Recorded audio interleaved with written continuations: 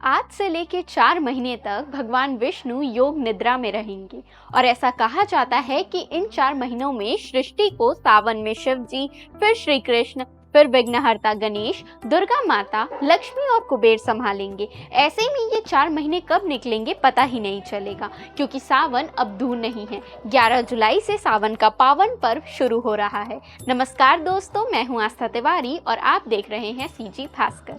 सावन हिंदू पंचांग का 5वां महीना होता है, जो विशेष रूप से भगवान शिव को समर्पित होता है। इस महीने में लोग पूजा पाठ में मगन रहते हैं। ये महीना केवल धार्मिक दृष्टिकोण से ही नहीं बल्कि आध्यात्मिक, प्राकृतिक और वैज्ञानिक दृष्टि से भी अत्यंत महत्वपूर्ण है। जब इस महीने की मान्यता इतनी ज्यादा है तो आपको पता होना चाहिए कि इस महीने में क्या कुछ करना चाहिए जिससे भगवान शिव प्रसन्न हो। तो आइए जानते हैं। लोग सावन के हर सोमवार व्रत रखते हैं ताकि शिव जी प्रसन्न हो। साथ ही फास्टिंग से शरीर के डिटॉक्सिंग में मदद मिलती है और पाचन तंत्र को आराम मिलता है। मेडिटेशन और मंत्र जाप करना चाहिए। आपको पता तो होगा ही ना कि शिव जी को ध्यान योगी कहा गया है, इसलिए ध्यान को विशेष महत्व दिया गया है। मेडिटेशन से फोकस बढ़ता है और मंत्र जाप से मन शांत होता है। इस महीने सात्विक भोजन अपनाना चाहिए क्योंकि प्याज, लहसुन, मांस, मदिरा निषेध है।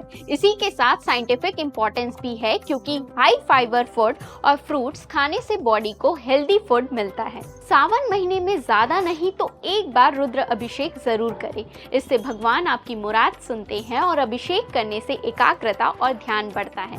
इस महीने में रुद्राक्ष धारण करना बहुत अच्छा होता है। इसे शिव का प्रतीक मानते हैं और ये नेगेटिव एनर्जी को दूर रखता है। जब सावन में क्या करना है जान लिया, तो क्या नहीं करना है ये भी जान लीजिए। मांस, मदिरा का सेवन बिल्कुल ना करें। लहसुन, प्याज का परहेज करें क्योंकि दोनों तामसिक भोजन की श्रेणी में आते हैं और भगवान इससे रुष्ट होते हैं। क्रोध, झूठ और नकारात्मक सोच से दूर रहे।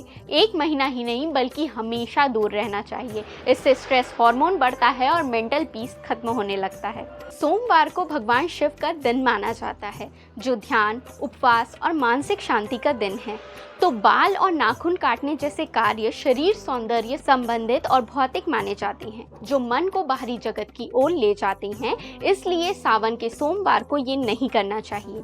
सावन में क्या करना है और क्या नहीं करना है, इसके पीछे केवल धार्मिक ही नहीं बल्कि वैज्ञानिक कारण भी है। ये सारे काम सीधे शरीर पर प्रभाव डालते हैं। इनसे बचकर हम न केवल आध्यात्मिक रूप से बल्कि स्वास्थ्य की दृष्टि से भी संतुलित रह सकते हैं। तो इस सावन सारी बुरी आदतें छोड़कर भगवान की भक्ति में लीन हो जाइए। हर हर महादेव। वीडियो अच्छी लगी हो तो लाइक करें और हमारे चैनल सीजी भास्कर को सब्सक्राइब करें।